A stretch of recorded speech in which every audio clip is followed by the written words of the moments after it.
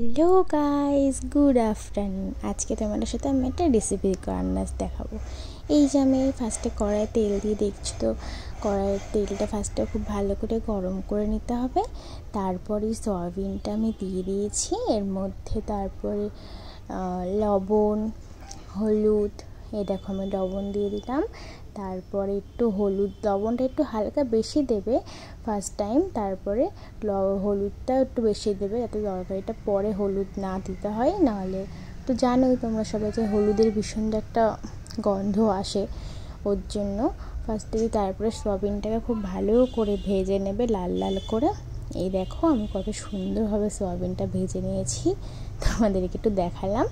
তারপরে আলু দিয়ে দেবে অল্প করে, আলুটা হালকা নাড়াচাড়া করে নেবে, নাহলে পরে আলুটা গলে যেতে পারে। তারপরে আমি পেঁয়াজ দিয়ে দিয়েছি, কুচি কুচি করে কেটে পেঁয়াজ দিয়ে দিলাম। তারপরে আমি সবকটাকে ভালো করে নিয়ে নিলাম। তারপর 2 মিনিট মতো নাড়বে। তারপরে আমি তেল দিয়ে দিয়েছি আর একটু, যে কারণ তলায় একটুখানি তেলটা অল্প অল্প লাগছিলো আমার কাছে। তারপরে দেখো আমি আদা রসুনের পেস্ট, জিরের গুঁড়ো দিয়ে দিয়েছি মশলাটা। এর মধ্যে লঙ্কার গুঁড়োটা আমি অ্যাড করেছিলাম, বাট আমি ভুলে গেছি এখানে শেয়ার করতে। প্লিজ কিছু মাইন্ড করো না, একটু স্যাক্রিফাইস করে নিও। তারপরে দেখো আমি কত সুন্দরভাবে মশলাটা কষিয়ে নিয়েছি। তারপরে দই দিয়ে দিয়েছি একটু, যেহেতু সয়াবিন দিয়ে দই দিয়ে আজকে রান্নাটা করেছি।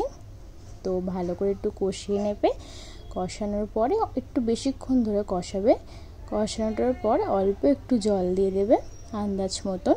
তারপরে খেয়ে দেখবে, রেসিপিটা খুব সুন্দর হয়েছিল। টাটা।